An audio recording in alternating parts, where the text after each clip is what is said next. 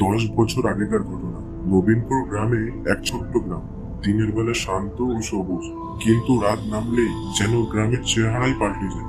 গ্রামের পুরনো পরিত্যক্ত বাড়িতে রাতে কান্নার শব্দ শোনা যায়। একদিন গ্রামের এক তরুণ রাহুল ঠিক করে ওই বাড়িতে ঢুকে রহস্য খুঁজে দেখবে। বন্ধুরা তাকে খুব নিষেধ করে, কিন্তু শুনে না।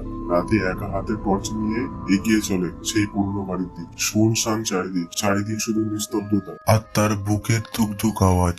যত সে বাড়ির কাছে যায়, একটা অদ্ভুত আওয়াজ তার কানে আসে, একটা চাপা কান্নার শব্দ, যেন বহু দূরের থেকে ভেসে আসছে। তার বুকের ধুকপুকানি, কিন্তু সে তবু এগিয়ে চলে। দরজাটা খুলতে একটা ঠান্ডা হাওয়া বেরিয়ে আসে। সে টর্চের আলোয় দেখে ভেতরে পুরানো জিনিসপত্র ছড়িয়ে ছিটিয়ে আছে। হঠাৎ করে সেই কান্নার শব্দ আরো জোরে শোনা যায়,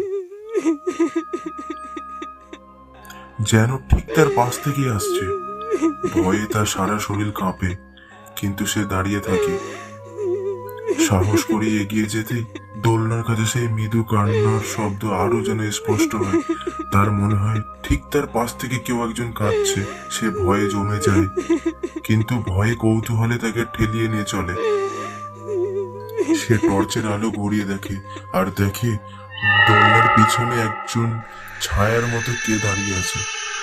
ছায়াটা দেখতে ঠিক একজন মহিলাদের মতো, কিন্তু তার চেহারা স্পষ্ট নয়। রাহুল ভয়ে কাঁপতে থাকে, কিন্তু সাহস করে এগিয়ে যাওয়ার চেষ্টা করে। ছায়াটা হঠাৎ করে স্থির হয়ে যায়, আর তার মনে হয় কেউ তার দিকে একজন তাকিয়ে আছে। একটা ঠান্ডা স্রোত তার শির দিয়ে নেমে যায়। সে বুঝতে পারে এই বাড়িতে এমন কিছু আছে যা তার কল্পনারও অতীত। ভয়ে তার দম বন্ধ হয়ে আসে, কিন্তু সে পিছিয়ে যেতে পারে না। কিউরিসিটি তার আরো বেশি গ্রাস করে। সে ঠিক করে যেভাবে হোক এই রহস্যের সমাধান তাকে করতেই হবে। আর সেই মুহূর্তে যখন সাহস সঞ্চয় করে এগিয়ে যাওয়ার কথা ভাবে, ঠিক তখনই সেই কান্নার আওয়াজ হঠাৎই বন্ধ হয়ে যায়, আর চারপাশ আবারও নিস্তব্ধ হয়ে যায়। রাহুল দাঁড়িয়ে থাকে, তার মনে হাজারো প্রশ্ন।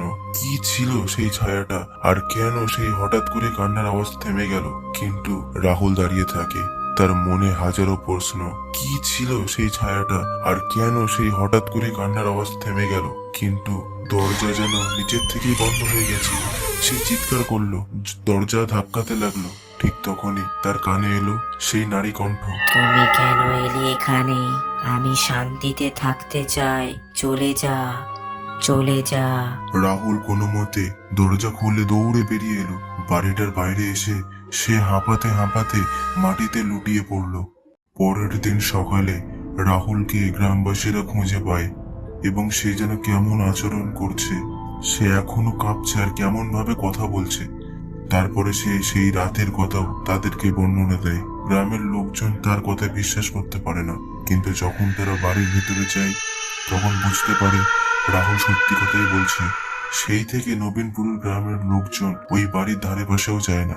আর রাতের বেলায় যদি কোনো কান্নার আওয়াজ শোনা যায়, তখন তারা চুপচাপ ঘরের দরজা বন্ধ করে দেয়, কারণ তারা জানে ওই বাড়িতে এক ভয়ঙ্কর শক্তি বাস করে, যা তাদের কল্পনারও বাইরে। রাহুল সেই ঘটনার পর থেকে আর কখনো স্বাভাবিক হতে পারেনি।